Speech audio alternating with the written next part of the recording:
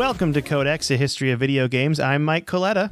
And I'm Tyler Osby. And today we're going to keep on talking about Spider-Man games. We're on part 3 of our Spider-Man extravaganza, our Spider-Man series, I guess, a trilogy. Yeah, it's just like the movie trilogy, but the third one's good. Yeah, the third one's good. I hope this one's good. Anyway, so this is our final installment of Spider-Man games, and it has been quite a journey, hasn't it, Mike? It really has. I feel like I've learned so much. Yeah. We talked about the early days of Spider-Man games, all the way back to the very first one on the Atari 2600. That one was pretty weak, but let's be honest. Lukewarm take here. Lots of games from that era don't exactly hold up these days. Really okay. don't. Really don't. And if you didn't grow up with them, they're not that fun to play these days. But that's okay. That's all right. So as comics grew... Oh, I was going to say, if you did grow up with them and you really like them, you should email us and tell us why, so we're not naive. Yeah. Yes, please. Please let us know. So as comics grew in the late 80s and early 90s, so too did video games. They grew up together a little bit, which with video games becoming more complex and interesting, comic books getting some more mature storylines and edginess, like that mullet on Superman when he comes back to life at the end of Death and Return of Superman. That is peak 90s. Also spoilers for Death and Return of Superman, I guess. Just Google Spider-Man mullet and you'll be impressed. Yeah. Did I say Spider-Man? I meant Superman. Oh, Superman. I know you said Superman, and then I just said Spider-Man because it's, you know, I think what's funny is you did this last episode. I think so. Yeah, I think we've I'm been switching it. We're talking about Spider-Man, but just a second ago I was talking about Superman. Anyway, those popular storylines were sort of adapted into a lot of video games, mostly beat-em-ups and action platformers. Those are fun too, but the main thing they offered was just getting to play as our favorite superheroes, including Spider-Man. They were passable games for the most part. They're okay, but they didn't truly make us feel like those heroes. Now, that started to change a bit into the later 90s, especially for Spider-Man games. The Spider-Man game on the PlayStation /Dreamcast/N64. It was a great example of like a fun action platformer kind of beat-em-up combo that let you swing around a little bit and feel like Spider-Man. We talked about that one earlier. It's one that is near and dear to Mike's heart. That's right. Stan Lee narrates it. Oh, yeah. Those ones are fun, especially because the voice roles were by the folks that usually played those characters in like the animated series that were on TV at the time. Oh, so that was really cool in like the mid to late 90s. I will say, I haven't thought about it, and I kind of wanted to revisit it if I can find the old N64 cartridge, because I bet you playing it now, the controls could be a nightmare. Like potentially be a nightmare. Camera control on non-dual stick games is really tough. Yeah, it's real hard. Yeah. But once Sam Raimi's Spider-Man movie came out in 2002, superheroes in general kind of got a kickstart, both for video games and in film. So the first Spider-Man movie game was okay. We talked about it last time. It had a lot of the same elements that the game that came before it did, but it was a little bit more realistic to match the movie. And it was fun, but like so many movie-based games, it wasn't anything earth-shattering. It has a special place in my heart because I played it and I enjoyed it, and I upgraded my computer specifically for it. Which it's just so I just remember it. And that's always a fun memory, is upgrading your computer. Of course. Yeah. It's the first game that I really was like, I can't play this game. I have to upgrade for it. And I did it. And it was satisfying to make it work. It's an accomplishment, definitely. Yeah. Yeah. So then we move into the Spider-Man 2 era. And I know we talked about this game last time, but it is worth saying it again. The move to open world was huge for Spider-Man. But the most important thing that game added was its realistic swinging mechanics that made getting around New York City so much fun. This wasn't just some cash-in game based on a movie. It was a revolutionary title in its own right, influencing not only future superhero games, but also future open world games as well. You ever play like Infamous, Assassin's Creed, or Prototype especially? All those series owe something to that Spider-Man 2 game. Shout out to that one Infamous game being in Seattle. Woo. Yeah, Second Son. That's a hot take. Spider-Man 2, very important game, landmark game in gaming, in open world gaming specifically. Yes, but still, shout out to Infamous Infamous Second Son, just because it was in Seattle. That was so cool. I'm sorry, I got to see like landmarks in my city in a video game, and it just blew my mind. It's very cool. You got to play Last of Us Part 2. A lot of that game takes place in Seattle. Oh, I should. So essentially side tangent here. Quick sidebar. In Infamous Second Son, I have a friend who owns a store called Ugly Baby and LaRue, and they're in like kind of the Pike Place Market area, and they sell like cool things like shower art, like art you stick in your shower that's waterproof and stuff. And their store and their logo is in Infamous Second Son. That's so cool. Like you walk by it and you're like, what? This is crazy. It's like, it's so cool. Yeah. Sorry. I just get really excited when Infamous is brought up because it's like my one 6 Your claim degrees to from fame? Infamous, I guess. I don't know. So it's just really exciting to me. Yeah. So those open world mechanics from Spider-Man 2 would continue a few more years into the next Superman or Spider-Man games. So we got Ultimate Spider-Man based on the new Ultimate universe that Marvel was kind of pushing at the time. We got Spider-Man 3, movie tie-in that built on what Spider-Man 2 had done. It was also a pretty cool game by itself. It wasn't quite as good as Spider-Man 2, but it was still pretty neat. After Spider-Man 3, though, we get into a little bit of a different era of Spider-Man games. So these ones are a little bit more known for their original storylines and for not maintaining much continuity with each other. For the most part, those games exist in separate universes telling their own stories. The first one that comes up is Spider-Man Web of Shadows. You ever play Spider-Man Web of Shadows? I have not. I am really bad at playing these modern Spider-Man games. I haven't done it, and I think it's because most of them were PlayStation exclusive, right? No, they are all. Oh, they so are this all is very, entirely my fault, is what you're saying. Yeah. Okay. They weren't very well advertised. Yeah, I need to play I have these to say then. that. I Yeah. wonder if they're backwards compatible on Xbox One, or I mean, they're probably on Steam, right? Are they on Steam? They're not. They're not actually. They used to be, but when Activision lost the license, they stopped selling all their Spider-Man games on Steam. You can't find anything. You can find like Lego games, like Lego Marvel superheroes and Avengers and stuff, and they have Spider-Man in them, but you can't get any of those Activision Spider-Man games. Wow, we just brought up some drama, you know? Yeah, big time drama geez. for sure. All right, well then I guess I have to go find discs or see if it's backwards compatible on the Xbox store, or maybe on Yep. Switch. That's kind of Nope. a deep dive for Switch. Yeah, Switch probably doesn't really not. go in the past that often.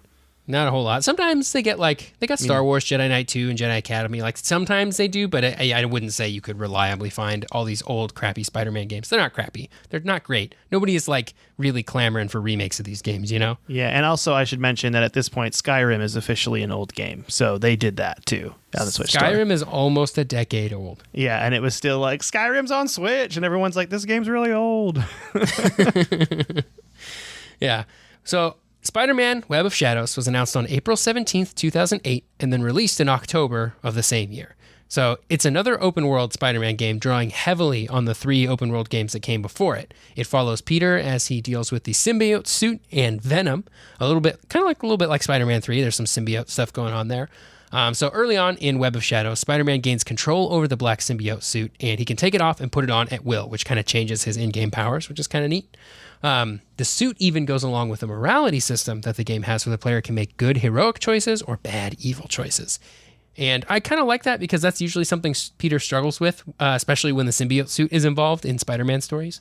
So I like the dichotomy there of like choosing good and evil. They're very, from the choices that I saw, they're very like be a good guy or be an evil guy. There aren't really many morally gray choices, you know, where video games, like we could do an episode on morality in video games, I think, because there is never really a gray area in a majority of those games that offer you a choice. It's always you're good or evil, and that's straight do the up. good thing. Yeah, it's like, do you want to save these children or kill them all? And you're like, I don't know. And the world's more complex than that, video games. That's right. That's right. There are some games I feel like that have done a good job more recently. I really loved Fallout New Vegas because they were all the choice of like which faction to choose wasn't necessarily like these are the good guys and these are the bad guys. It was like they're all kind of good in their own way and they're all kind of scumbags in their own way, and you just have to figure out which one you align with more. Yeah, and that continues in Fallout 4. Like, there's no good faction to choose. You know, that hated video game by a majority of our listeners, Fallout 4, that I enjoy. It does.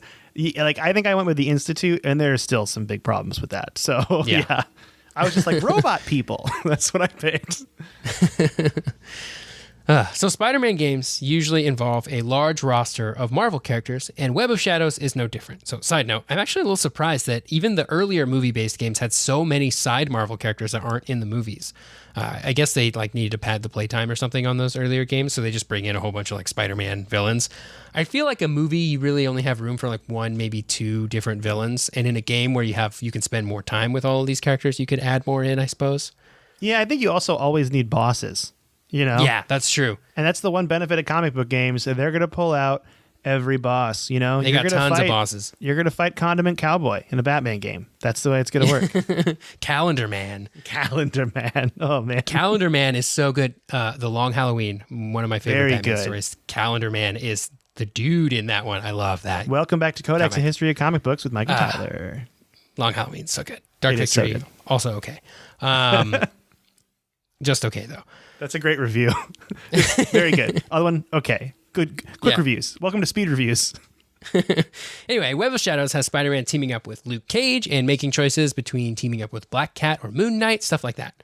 I think it's an interesting take, and it also makes a lot of sense for a Spider-Man game with a symbiote, because it's like similar. I guess we already kind of talked about this a little bit, but like it's similar to what Peter, the decisions he has to make when he's being Spider-Man. And a lot of times those choices aren't perfectly clear, at least in the comics. Like when it comes to morally gray characters like Black Cat, who's not always like the most evil, sort of like Catwoman. Actually, I feel like Black Cat, Catwoman are like very close to each other in terms of character and I 100% agree with you there.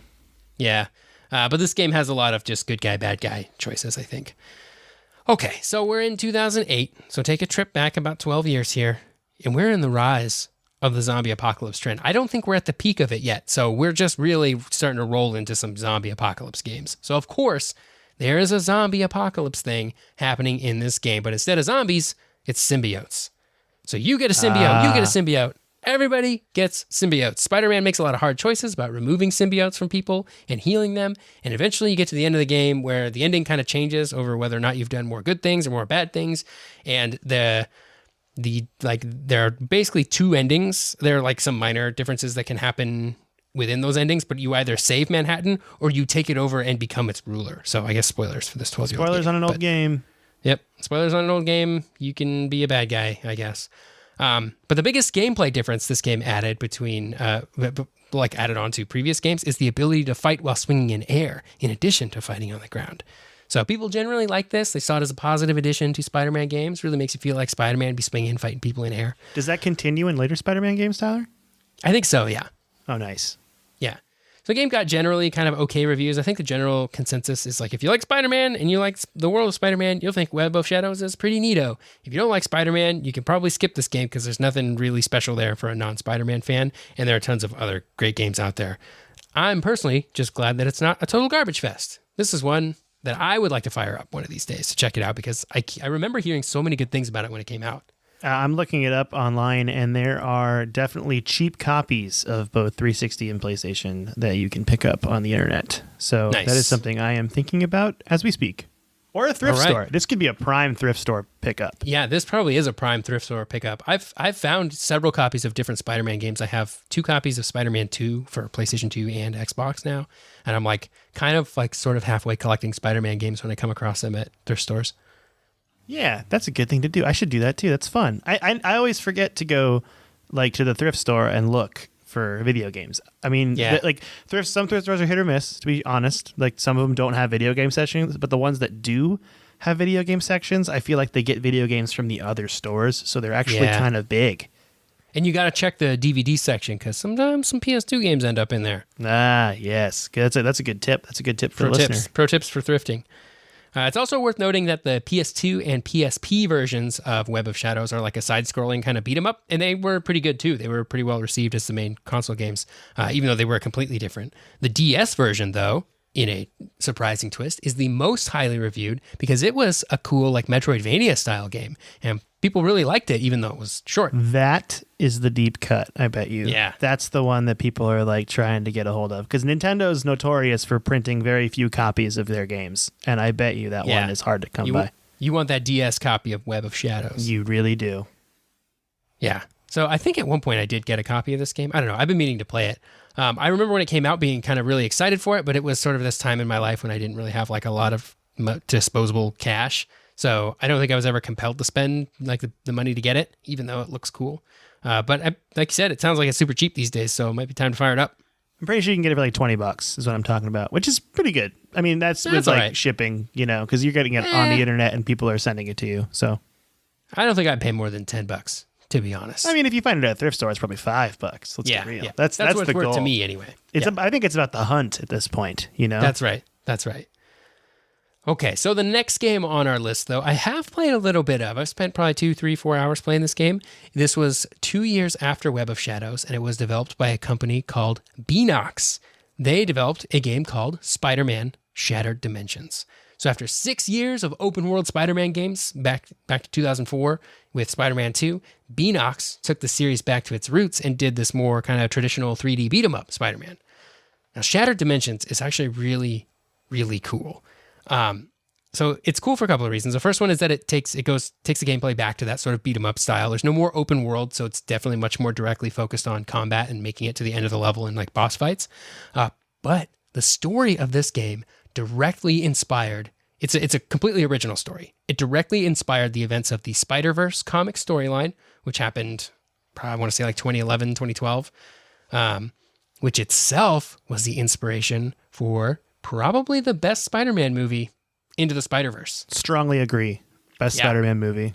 Yeah, and the movie is not really the same storyline as the comics. The you can tell it's just inspired by, because like it just takes all these different Spider-Men from different universes and puts them into one story together. That's really where the similarities end between Spider-Verse, the movie, and Spider-Verse, the comic. And even that, like the comic is inspired by the game in the same way of like what happens when we take all of these Spider-Man and put them in the same sort of universe and like give them like a real reason for like why these universes are all connected. So the character in Shattered Dimensions called Madam Web is an original character to that game, and she is in the Spider-Verse comic because she like controls the multiverse or whatever. There's a whole thing there. It's very comic booky that they left out of the movie because that was the right choice to make. Sometimes things are too comic booky for movies. We can all agree. That's right. And Spider-Verse was already pretty comic booky, so they kind of needed to tone down some of that weird stuff, you know? Also, and if you want an example of including something too comic booky in a movie that makes it really weird, watch the movie Wanted with the Loom of Fate, and you'll know what I'm talking about. Oh, I've never seen that movie. It's okay, but it definitely becomes convoluted comic booky because they wanted to keep it real to the book, which I respect, but at the same time makes it weird. So there's my quick review. Okay, Wanted. It's okay. It's okay. So Shattered Dimensions has 14 levels, and in each one you're controlling a different Spider-Man. You have Spider-Man Noir from the Noir universe, also in Into the Spider-Verse. Nicolas Cage. The Noir universe is very fun. Yeah, Nicolas Cage. You got Miguel O'Hara, also known as Spider-Man 2099, because he's from the future. Excuse me. And you got the Amazing Spider-Man, which is your regular boring Spider-Man. And you have Ultimate Spider-Man, the cooler, more hip Spider-Man.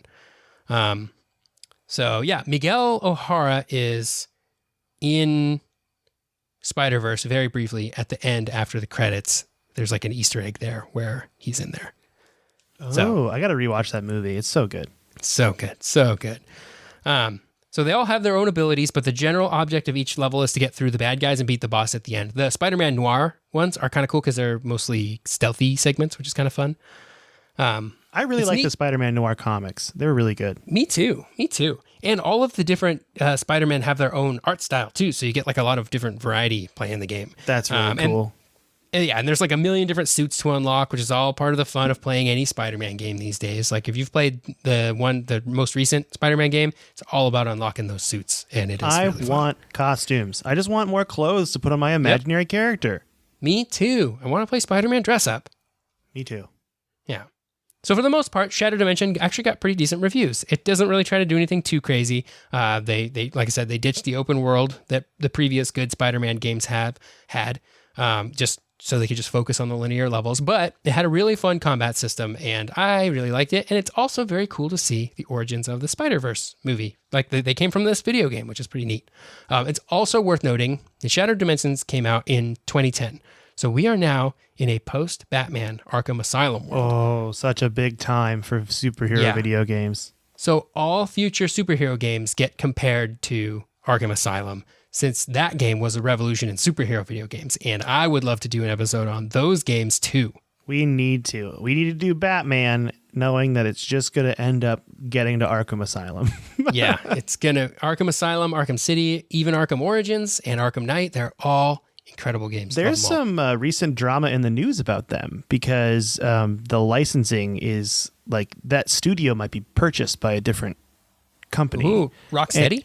Yes. Really? And they, I heard this on like an Xbox podcast, I think, and they were talking about how they don't know like what's going to happen with the Batman like license because it's really expensive to make these games now, and it's like, is it worth it? But in my mind, I'm like, I can't even imagine how much money Arkham Knight made. It's insane, right? Just a whole metric butt ton of money for sure. So I was playing Batman Arkham Asylum for the first time this year because I played Arkham City and I played Arkham Knight, but I watched a friend play Arkham Asylum and I didn't get to play it myself. And man, even now that game holds up. So, gosh, it's so good. A great game.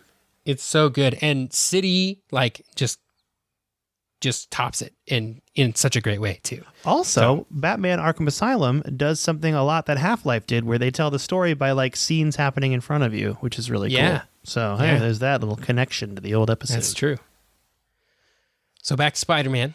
After the relative success of Shattered Dimensions, the company Beenox that developed Shattered Dimensions was given the green light by Activision to be the main Spider-Man development studio from then on, as far as Activision was concerned. So great job, Beenox. You did it. Before that, Beenox was mostly a porting house. They took games made for one platform and they put them on others. So they did stuff like the Mac ports for Tony Hawk 3 and 4, the PC port of Ultimate Spider-Man and Spider-Man 3. So they did lots of other games, but they really built up a lot of skill porting these Spider-Man games, basically remaking them for different platforms. So that made them a pretty good choice of becoming the full developer for Shattered Dimensions and beyond. So the first project... Do you think the 10 people that bought the Mac ports of Tony Hawk 3 and 4 were really happy without that? Yeah, yes, they were very happy with Beenox, I hope. Or maybe they weren't, and that's why they didn't make any more Mac games. I think 4 was the last one to get ported to Mac. I don't think Underground ever made it. Is there okay, well, we're going to talk about this later with Mac gaming email question stuff, but yeah, I have a question for you later then. Okay, all right. So Beenox's first project after getting the honor from Activision to be the main Spider-Man studio was a game called Spider-Man: Edge of Time. And it was a direct sequel to Shattered Dimensions, and so it was a very similar game. It was released in October 2011, a year after Shattered Dimensions, on the 360, the PS3, the Wii, the DS, and the 3DS. This one, though, instead of having those 4 Spider-Men, they pare it back, and they have just 2. Amazing Spider-Man and Miguel Spider-Man 2099.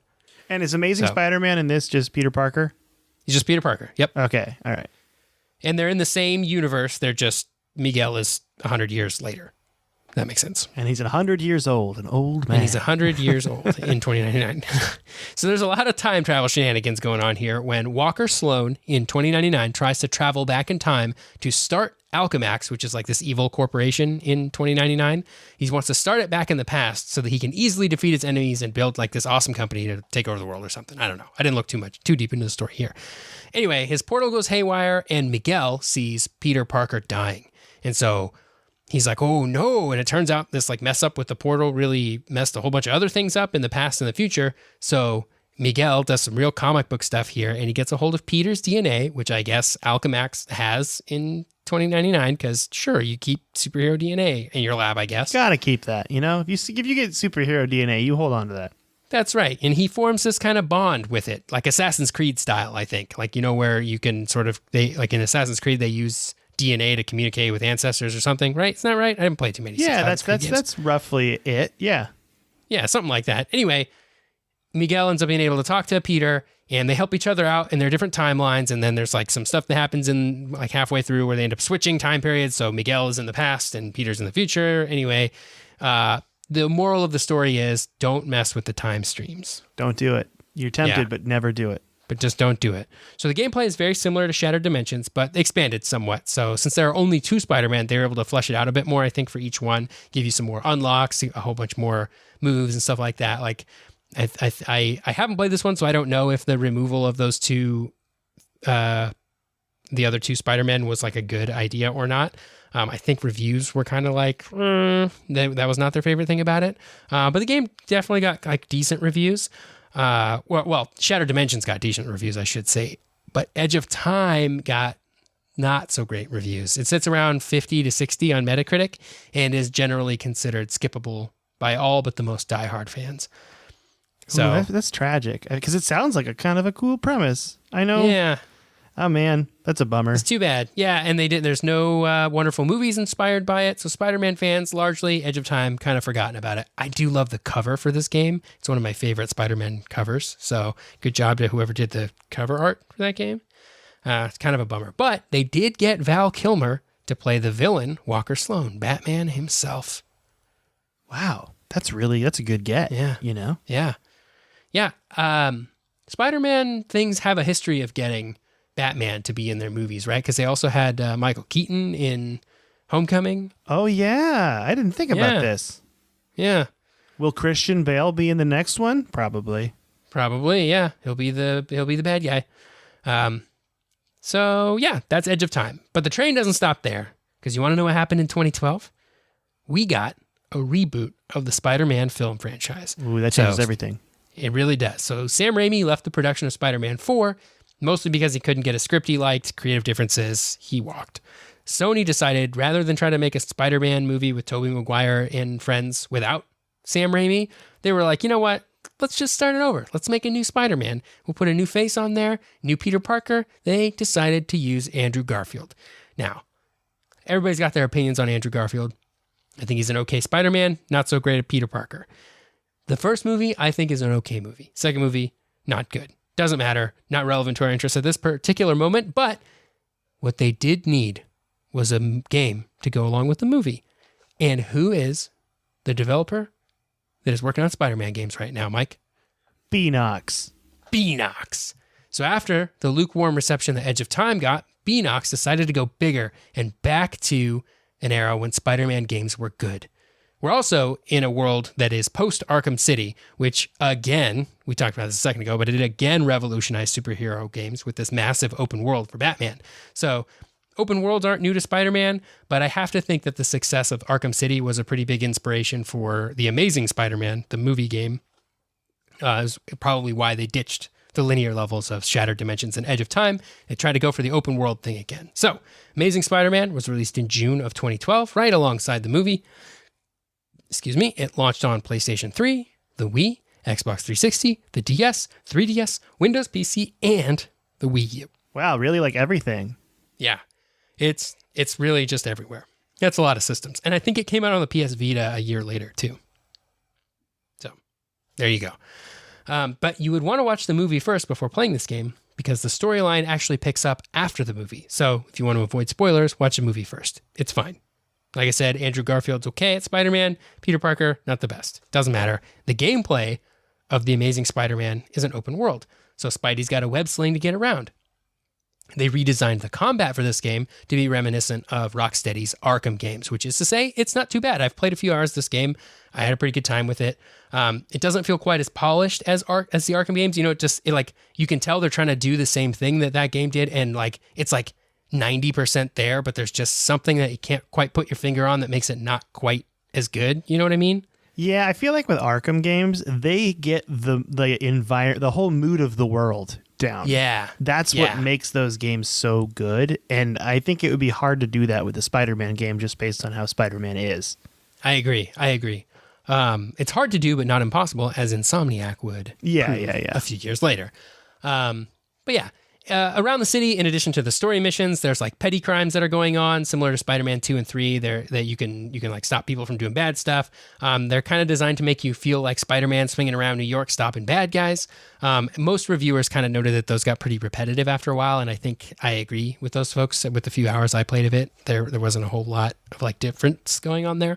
It does have a cool XP-based progression system, sort of similar to the Batman games or even Insomniac's latest 2018 Spider-Man game.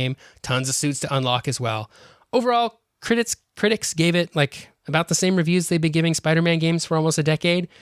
Game's fine, nothing truly groundbreaking or earth-shattering, and I gotta agree with them. I remember picking this game up for PC, kind of hoping it would be like Spider-Man's Arkham City.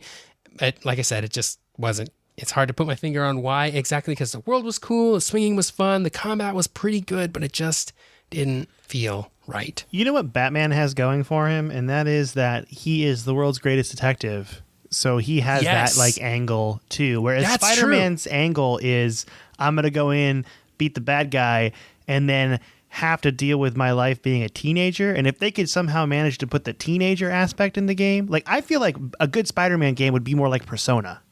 I was just going to say that, where half the game is just being Peter in high school. Being Peter Parker and being a high school superhero. It's just a visual novel. Oh my gosh. I would play that game so much. I would play that game so hard. For sure. That sounds so good. I'm glad we're both on the same page with this, Tyler. Yeah.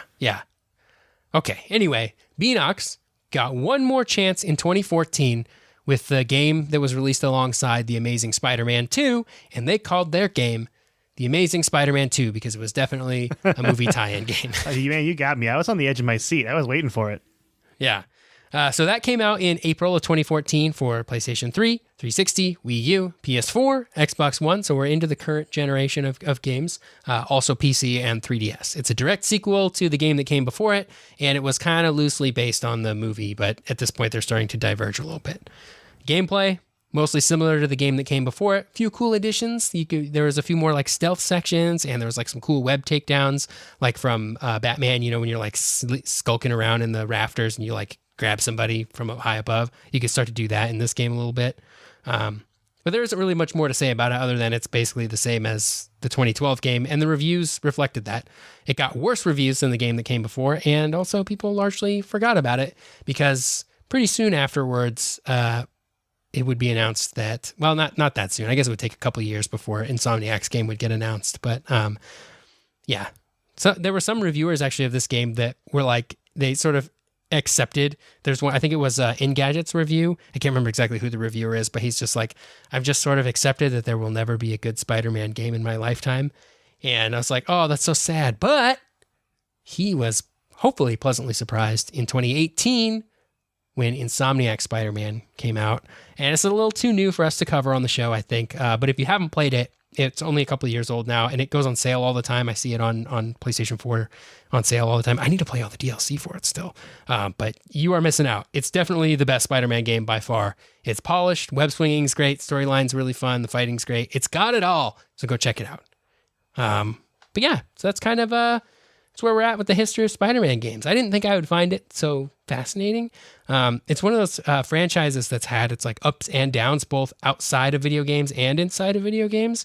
It's grown alongside and morphed with its comic book and movie brethren, and you can really see that in the games themselves too, like a sort of different but also like reflective, like boom and bust cycle. I don't know.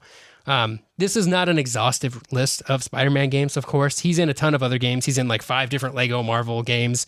Plus you've got like the Marvel vs. Capcom series and the Marvel Ultimate Alliance series. He's always in those games. So like Spider-Man is in a lot of different games, but these are sort of the main games that are just like starring Spider-Man, where he's the main dude. So I don't know. That's about all I got for Spider-Man games now. We've reached the present day. So Mike, what you been playing? Well, I'm going to say I loved it, Tyler. I'm a big fan of these. And it makes me want to play all these Spider-Man games, kind of like the Web of Shadow, Shattered Dimensions. I want to play those, Me too. Yeah, I'm like trying to find a download for Amazing Spider-Man 2 if I can find like on the Xbox store or something maybe. There's got to be. I can look on there after this. But what I've been playing Destiny with you, Tyler, a lot. Trying to level up. We tried the dungeon. We tried it, and we actually got we beat the first boss, which I was very surprised by, which was really cool. Definitely got our butts kicked pretty hard, but we pulled it together with our third fire team member, and we crushed that first boss too. We were, yeah. But we were underleveled, and it's really cool that we did that. So I want to give mad props to the team here for doing it. That was really fun, and we're gonna play the rest of the dungeon hopefully tomorrow. Yeah, and we're doing it blind too. Like, we have no idea. We didn't know anything about it. We figured it all out for the first boss. We'd spent a little while playing it, so by the time we finished the first boss, we were like, okay, it only gets harder from here. We got to call it, but I think we can make it through.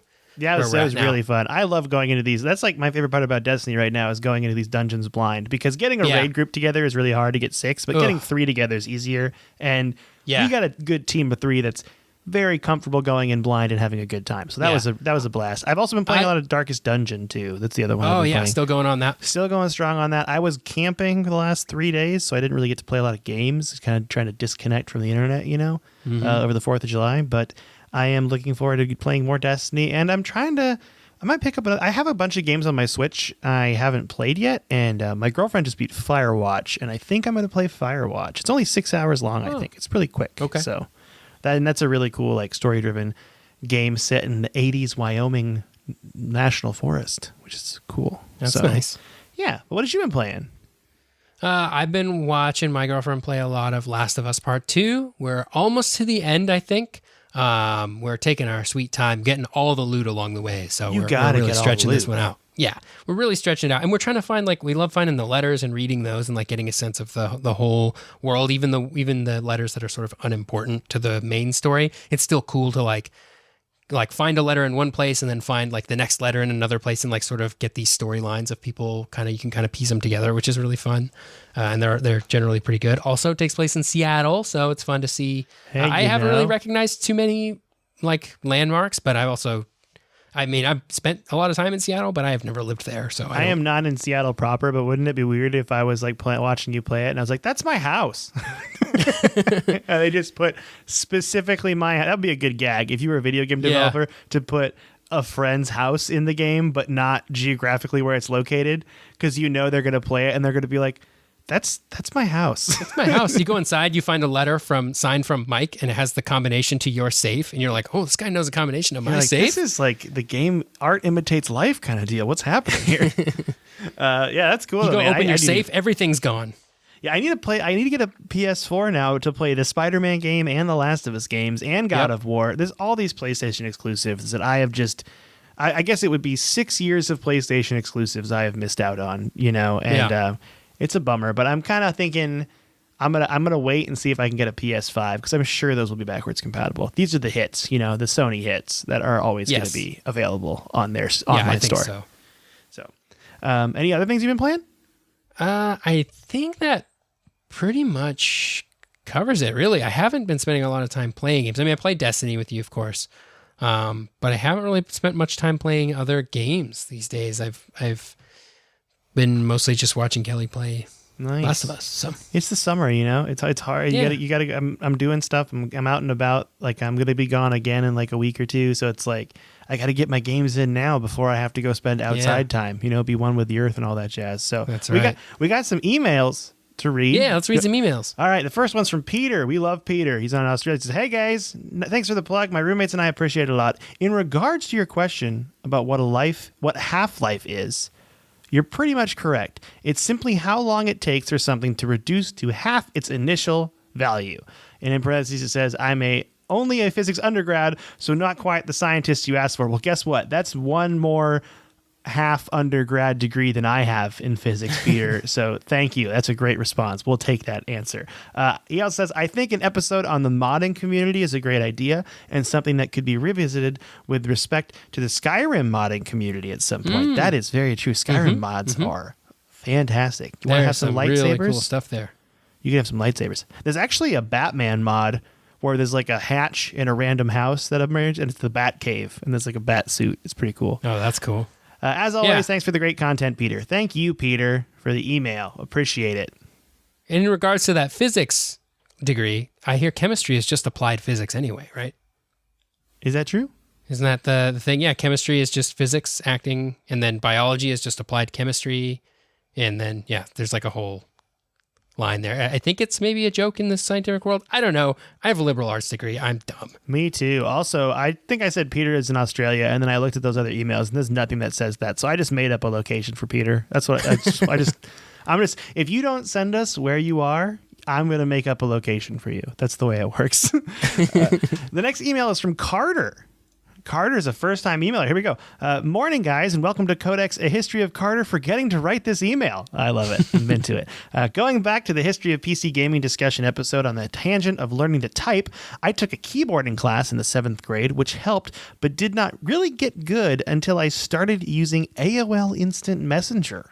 I think there's a lot of people that got good at typing because of Instant Messenger. Me too. I used a lot of AIM, I am currently employed as a 911 dispatcher for EMS and fire, and being able to type is literally in the job description. I can attest that my ability to succeed in my job stems from sending messages to friends at all hours on AIM. Secondly, holy cow, Half-Life. Where to start? This was one of the first PC games I actually remember, even though I was only 6 when it was released. Whether it was watching my dad actually play or myself attempting to get through the opening sequence, it was memorable from the get-go. The first game should be played in its original state so you can appreciate what comes in later games. The textures are something, and the NPC faces are they're sort of. That's a really good description of it. Yeah. Anywho, you did touch on it, but Black Mesa Remake is truly something special and should be enjoyed after you have played the original game as expansions. I strongly agree. with you, Carter. That's so true. And lastly, speaking of expansions, Mike, I agree with you. I enjoy Blue Shift more, even though Opposing Force is the better game overall. Thank you, Carter. I feel vindicated. Blue Shift feels like just another guy going about his day when all goes wrong. Just like Half-Life 1 or Half-Life Decay. Anyways, guys, thanks for always staying awesome. Keep up the good work. The Rona is crazy. Stay safe. Thank you, Carter. Yes. And that's Carter from Houston. Everyone should stay safe out there. Be careful. That's right. You know? Wear Thank your you, mask. Carter.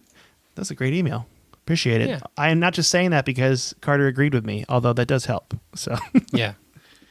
We got an email here from Spidey Librarian who says, "Hey guys, new listener here and already a huge fan of your show. I suppose it helps that when I went looking for a podcast on video game history that I stumbled upon your show and the first Spider-Man episode was your current one. I've also gone through and listened to some of your previous episodes, much to my delight. I've enjoyed the Legend of Zelda episodes, as well as the talks about Animal Crossing, PC gaming, and I'm actually considering playing Half-Life after listening to your discussions of those games and the history of Valve. So thanks for giving me food for thought, as well as taking me down memory lane for some of my favorite games. Thank you, Spidey Librarian. thank you. I'd like to make two minor nitpicks, however. As both a Spider-Man enthusiast and a big video games fan, I'm dismayed to report that you completely skipped over mentioning the game Spider-Man versus the Kingpin for the Sega Genesis, Master System, and Sega CD systems. You're right, we did skip it. I couldn't get to all the Spider-Man games, and I'm very sorry about that. This was the first Spidey game that I played that I felt started to lift the bar for his games. It was a side-scrolling platformer that pit our hero against a wide range of his rogues gallery, including Venom, Sandman, Hobgoblin, Doc Ock, and Electro as he tries to rescue, air quotes, his friend's wife, MJ, from the clutches of the Kingpin of crime. The action was good. There was a picture-taking mechanic that let you get more money for web fluid, and the graphics at the time were good for depicting the characters. A good Spidey game, and I think it deserves a mention on your Talk About Spider-Man games. Well, So, now it has one. we have mentioned it. I apologize for skipping over that one. I want to say it won't happen again, but it probably will. We're going to mess up again. It's going to happen. Yes. So he goes on to say, and this may be a more minor quibble, but I'd also like to point out the proper spelling for our favorite wall crawler's name is actually a compound word separated by a hyphen. I've seen your episode titles mash this name together as one word, and as a Spider-Man super fan, I must request you respect the hyphen, as that's how his name is spelled on the games, movies, and comics. Spidey himself has requested his name be spelled right in Amazing Spider-Man number 19 with the hyphen, and you wouldn't want to disappoint our favorite superhero, would you? Already fixed it. It's already great. fixed. It was my fault. I have 5 Spider-Man trade paperbacks sitting behind me, all correctly spelled, and I still messed it up. That's called editing a podcast at 2 a.m. is what that's called. And I'm fully on your side here, Spidey Librarian. I make a point if we type up notes for all of our episodes here, and if you go like Mike, you can take a look at our notes here. I always put the hyphen in there in all of our notes. He does. I just goofed Very it. good about that.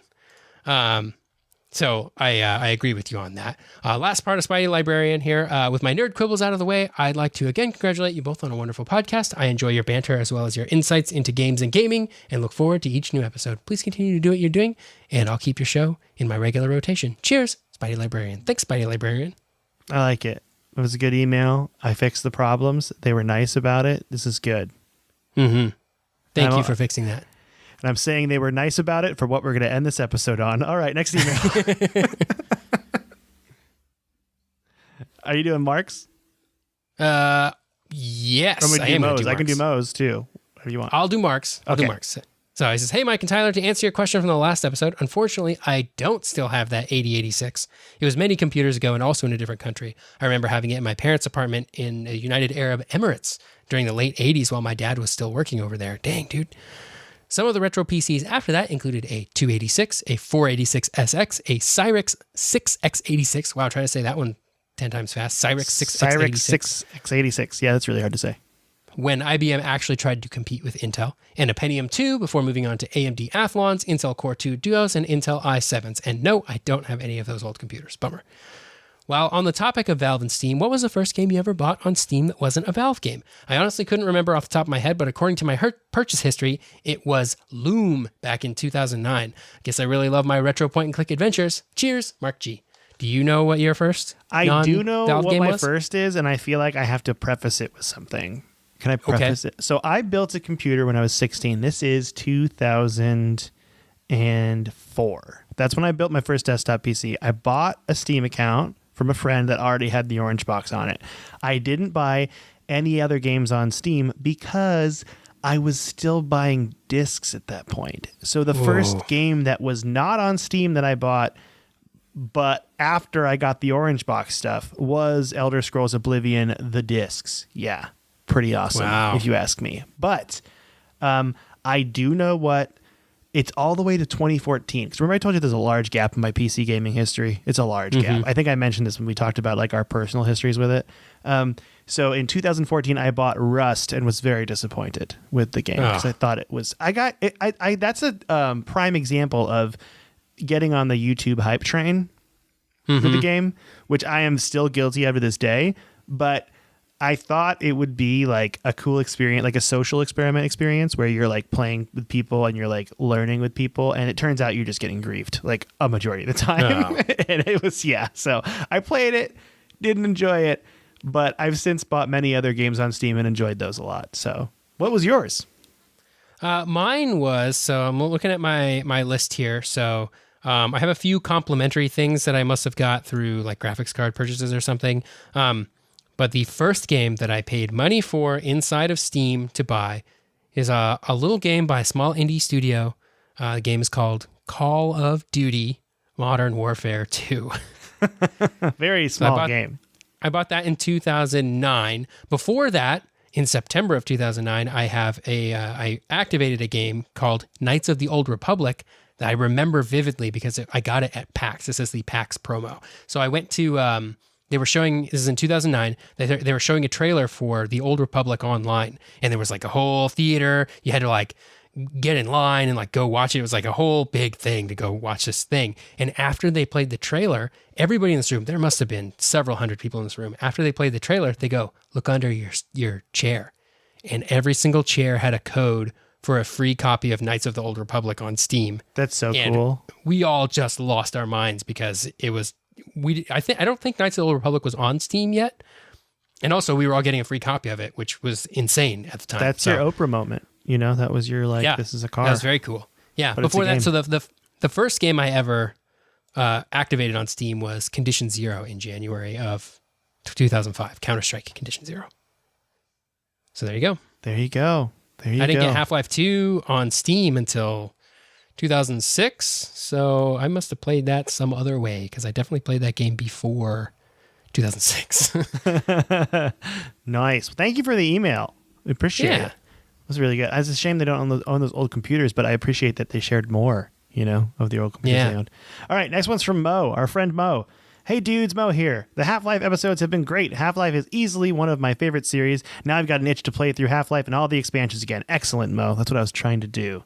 By the way, I would love to hear an episode on the history of Macs. Ooh, Tyler, this is all you. Yes. I've been a Mac user since college. My first Mac was one of those white plastic laptops with the Intel Core 2 Duo processor, just like Mike's Mac Mini. Yeah. I had one of those too. I used Boot Camp to install Windows on it for more gaming options. It lasted me 7 years until the OS just became too obsolete. Question for you. Have you two ever considered starting a Patreon? I'm sure you're in this for the passion of it, but I know I wouldn't mind throwing $1 or $2 a month your way, maybe to help fund your game research a bit. Just a thought. Thanks for doing what you do, Spider Butts. Mo, we've thought of it, and we don't know yet. That's where we're at, I feel like. Is that a comfortable thing to say? That's a comfortable thing to say. I think so, yeah. So, but thank you, Mo, for the offer and letting us know that. That's very kind of you. We're considering it. We're thinking about it. We'll get back to everyone. This could be like our name change that was supposed to happen, though, also. So yeah. But then someone took our name. That was like the issue with that, is we had a good name, and someone took Infinite Bits from us in the time that we waffled on it, you could say. We snoozed and we lost. We snoozed and we loosed. Okay. We snoozed and we loosed. We have one more email from Tanner. Tanner says, I would love a Macintosh history episode. I, too, am obsessed with early 2000s era Macs because that's when I got my first one. And then it says, looks at swivel screen G4 on desk. Lots of cool games for the Mac, too. Winky face. Thanks, Tanner. I also have, I think when you say swivel screen G4, I'm assuming you're talking about that flower pot iMac G4 or sunflower iMac G4. I also have one of those sitting on my desk. It's great. It's just a beautiful computer. Apple could make one of those today and it would not look old. you know? Yeah, those look super cool. They're very, very cool. Also, there was a great commercial for it where there's like one in the window. It's cool. Oh, yeah. Yeah, the guy's like dancing with it. It's fun. That's really cool. Well, the last thing we got today is we have our first, I would say, bad review. Or is it? Would you say it's kind of mean? But we read everything. We read all the reviews. That's true. We do read all the reviews. So here we go. This says enjoyable, but stop with the ch. And I think I know what the ch is. I'm guessing it's cheesy jokes. Anyway, this is from Spectre Zero. That's right. If you give us a bad review, we're going to call out your username on the podcast. 3 stars. I just started listening to this podcast, and I'm really enjoying learning about the history of games and getting some insight into the early days of gaming. The main host, I haven't memorized their names yet, is great. Very informative and enjoyable to listen to. But the other guy brings nothing to the table. All he does is ask dumb questions and make groan-inducing, incredibly repetitive jokes. He actually starts to grate on me after a while. It would be 5 stars from me if they just toned down the cheesiness. Now we're going to play a game, which is Who is the Main Host? Because I kind of thought of us as co-main hosts. Same. Right? I mean, this makes me think Spectre listened to one episode or pick and choose episodes that maybe you or I just did. And I'm going to say that I think I'm the cheesy joke machine. I think I'm grading. I can feel that. I can feel that in my bones. But so I don't know what to say to this other than I don't know. I feel like I'm always bringing the Jaybird jokes in there too. So well, see, and I feel like Jaybird and John Glames are this podcast. Where would we be without Jaybird? Yeah. Or John Glames and bad puns, you know? And spider butts. I mean, I think this is just this is not a show for Spectre Zero. I think that's what we're learning. Might not be. You know? That's okay. You know? Not everything has to be for everyone. No, that's okay. It's totally fine. I mean, you could just not say something at all. That's a possibility for a free podcast, but that's fine. Anyway. I appreciate the feedback. Thank you, Spectre 001. Is that what it was? Spectre 001? I think it's just 0. Oh, well, I appreciate the feedback, Spectre. Yeah, you got you got your compliment from the main host, Tyler Osby. If you want to leave us a review, you can do that on Apple Podcasts. You can send us an email to codexhistorypodcast@gmail.com. We will listen and read all feedback. We will do it. It's true. We will do it. And let us know. Keep sending us emails if you're interested in like what kind of episodes you want, you know, because I think we're doing a Mac one. It sounds like people want it. And I think we should do it. I am definitely willing to do that. Not going to make any promises just yet, but that seems like it should be pretty high on the list here. Yeah, and my question for you, by the way, earlier on in this episode was like, how hard was it to game on a Mac at this time of like those Tony Hawk games? I guess it would be like early 2000s, but that's probably a question that will be answered on said episode, and we'll leave it a little cliffhanger, I think. Indeed, yeah. So there are better times than others to be a Mac gamer, that's for sure. That's true. That's true. So thank you all so much for listening. And next week, we're going to do some of the cool mods that came out of Half-Life. I'm talking about Counter-Strike 1.6. I'm talking about Day of Defeat, you know, Team Fortress, that kind of thing. And also some weird single-player mods that I'm going to try to play between now and then, but I don't know if it's actually going to be possible for me to play, but we'll see. Some of those mods are pretty old and they may not work with the Steam version. I might have to get on some really dicey websites to find those mods, so we're going to see how it goes. I mean, I'm hoping they're in like the Steam Workshop because they might be, you know, if people have been updating them, because there's people that are fans like that, but I know there are with the Half-Life 2 mods because there's a lot more single-player Half-Life 2 mods than there are Half-Life 1. But so we're going to continue with that next week. And thank you so much for listening. Tyler, do you want to say bye to everybody? Bye, everybody.